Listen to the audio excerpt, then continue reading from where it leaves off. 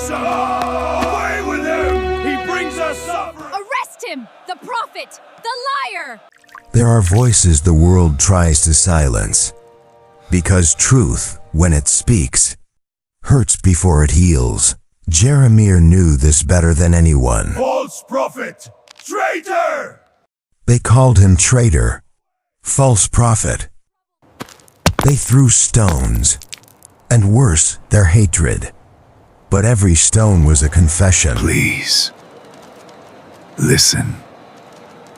Listen. His words were hitting home. He spoke the truth. This is not a story about comfort. It is the story of a man who spoke when silence was safer. It began in quietness, before the stones. There was just a boy, and a God who sees what others miss. Before I formed you in the womb, I knew you. The call came not to a warrior, not to a king, but to a shepherd who thought he had nothing to say. I am too young. I don't know how to speak. To put his fire in trembling hands. I have put my words in your mouth. He wasn't given a choice of words, only obedience. A burden he would carry for the rest of his days. The journey began toward a city that wouldn't listen. Toward a calling that would cost everything. The message was simple, really. Turn back. Turn back, 2 words that could have saved a nation. But no one wants to hear they're wrong. Judgment is coming. The Babylonians. The priests rejected him. He threatened their power, their control. The religious leaders hated him most. He threatened their commerce, their comfortable lives. A childhood friend turned away. He threatened their peace of mind. Come away from the crazy man, a mother hissed, pulling her child close. Loneliness became his shadow. Friends became strangers, family, a memory. God did not promise him comfort. Only this, I am with you, and sometimes. That has to be enough. This did not begin today. What you are seeing is not the anger of a moment. For years, decades, he warned them. Arrest him! The prophet! The liar! At gates, in streets, in whispers, in tears, he pleaded as a young man. He endured as a grown one, and when the years passed, and nothing has changed. Few hated him openly. Fewer still were willing to stand beside him. Loneliness is not the absence of people. It is the absence of listening. There are moments when silence is the only place left to breathe.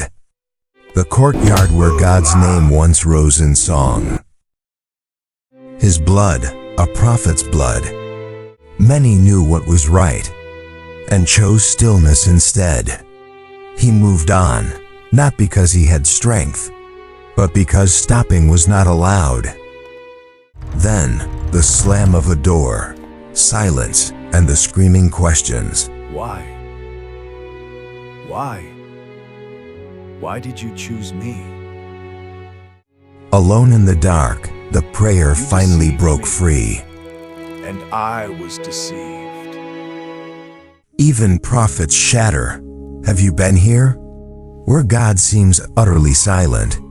This is the dark night of the soul, where every promise feels like a ghost. Released, he tried. He tried so hard to be silent, to bury the divine fire. He clenched his chest, a physical agony. The word was a burning coal inside. Your word is like fire in my bones. You can try to smother God's truth, but it burns. Until you speak. And so he returned, more urgent, more broken, more faithful than ever. When truth persists, darkness conspires in whispers and shadows. Act before it's too late. The pit, not a prison, but a cistern, a muddy grave for the living. Have you been here? where hope sinks into the muck and disappears. Darkness so complete, you feel the cold breath of despair on your neck. Shivering, abandoned, forgotten by everyone. Flashbacks of a mother's face, of the calling wind. You are chosen. Did I dream it all? World waits. Lord, remember me. The three-word prayer of every shattered heart. Then, a sound from above. A whisper of hope. Hands in the darkness, a rope. Rescue came when he'd stopped hoping for it. Coughing mud on the ground, life returning in gasps and shivers. And still, before the king, he spoke. The fire would not let him stay silent. The king took a knife, cut the scroll, burned it. As if fire could silence God. Jeremiah watched the ashes fall like black snow, words burned, but not erased. And then, it came. The dread horizon filled with an army like locusts. Catapults groaned. The mighty walls of Jerusalem shivered and fell. 40 years of warning. Please listen. Ending in fire and sword and scream. And from a hill he watched, and he wept. Great, heaving sobs of grief. By candlelight among ruins, his tears fell and blurred the fresh ink. He warned them. They refused to listen. And his heart broke for them anyway. No one threw a party. No one said, "You were right, forgive us." Survivors walked past, their eyes seeing right through him. He was a ghost. A woman glared, her eyes screaming, "This is your fault." Victory felt like loss. He sat among broken stones, the ruins of everything.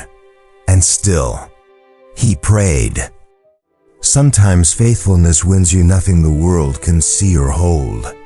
Just this, the unshakable peace of a conscience clear before God. The sunrise over devastation and the presence of God in the ruins. Aging in exile, gray hair, still writing, still praying. Faith does not always win applause. Sometimes it only wins the strength to endure. Maybe you are a Jeremiah, speaking truth in a room, shouting lies. Truth is not always welcomed. Faithfulness is not always celebrated. It just hurts. But listen, in his silence, God was never, ever absent. In the pit, he heard the whispered prayer, "Remember me." In the rejection, he was writing a story far bigger than Jeremiah could see. Jeremiah never saw revival, never saw the nation repent.